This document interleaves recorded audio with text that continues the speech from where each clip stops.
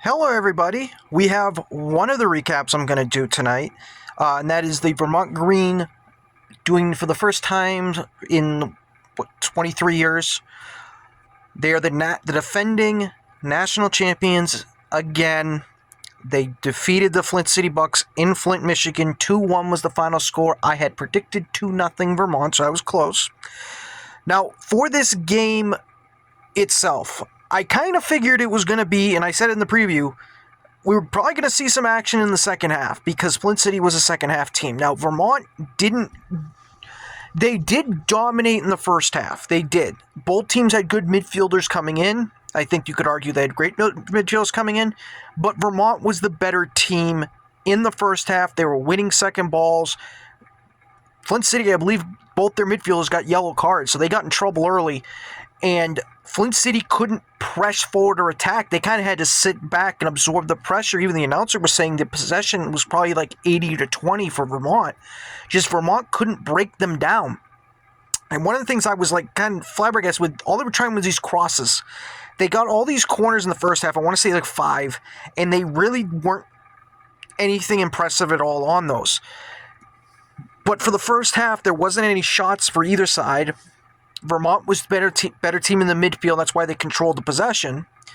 And Flint City was very frustrated. I heard some boo birds from the Flint City supporters because their offense was just completely inept the entire first half. But it was scoreless, so you had to feel, if you were Vermont, you were happy you have a team control. You were controlling the game. But if you were a Flint City Bucks fan, you were thinking, okay, the game is scoreless, which means it can change in the next 45. And I felt like as we went into halftime, the game was going to open up in the second half because both teams were kind of playing shelled defensively. And it did kind of open up. But Vermont, again, was still trying cross FC. And I was like, that's not going to work against this Flint team.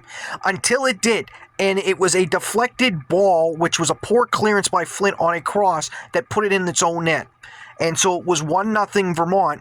And they held on to that lead for 2 minutes because off a set piece for Flint City, which was the only way they were probably going to do anything all game, some great headers for passing led to the goal to make it 1-1, and all of a sudden it's game on again.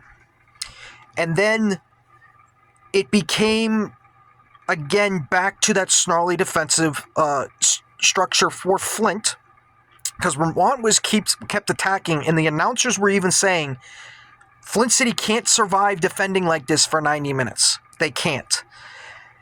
And Vermont finally got a through ball through the middle, which both teams were trying to avoid. Both teams were trying to go down the flanks. They weren't really using the midfield. And so they finally got one of those, and it led to the mistake that cost Flint City the game. Vermont got a through ball. The keeper went out to get it, or just cut him off. And a Jagby who had just come in was the fresher legs. He gets clipped by the keeper. Now, it's an automatic yellow, and it's a pen. Now, the keeper is a 40-year-old, I want to point out. He played in MLS. So, for Clark to do that, so Zelafro comes up, he buries it. He was probably the MVP of these playoffs for Vermont, we have to be honest with you. And Vermont would just hold on. Flint City had nothing in this game on transition. That powerful offense was basically a non-factor in this game. You could argue so was Vermont's. Both teams defensively were very good in this one. But the game was won or lost in the midfield, and that's where Vermont just wore them down. And they finally got when they finally got a through ball in, they capitalized, and they won it. So congratulations to Vermont Green. I've already pre-ordered my crap for the championship. So congratulations to Vermont Green becoming a national champion again, back-to-back. That's their 7th trophy in 2 years, their 2nd straight national championship crown, which means they're going to be going back to the Steinbecker Cup to try to repeat for that again. And it's going to be, and you could argue now that Vermont Green is the team in New England. Not even close. I can tell you when I do my power rankings, this will be the last power rankings they'll be in this year. they're number one. They're going to stay there, and then everyone else is going to be falling behind, figuring out who's going to take the mantle as a new number one. But congratulations to them. They've won 2 straight championships. They now have, when it comes to New England teams that have won a national championship, they tie the Cape Cod Crusaders. They were the last team to go back-to-back in USL 2, so now they're tied with them for most, and then it's Seacoast United with 1.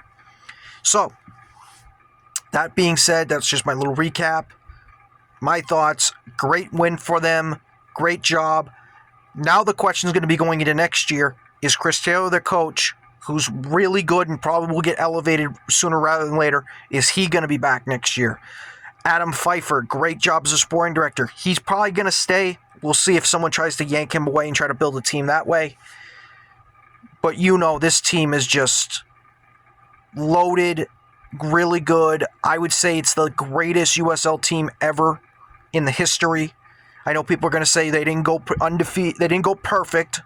They were pretty darn close. And as I was talking with a buddy of mine, last year they were the Invincibles. This year they were the Destroyers. That is the best way to describe them. They destroyed everybody. So take care, everybody. Congratulations to Vermont Green. That's my reaction to this. Take care, and I will see you next time.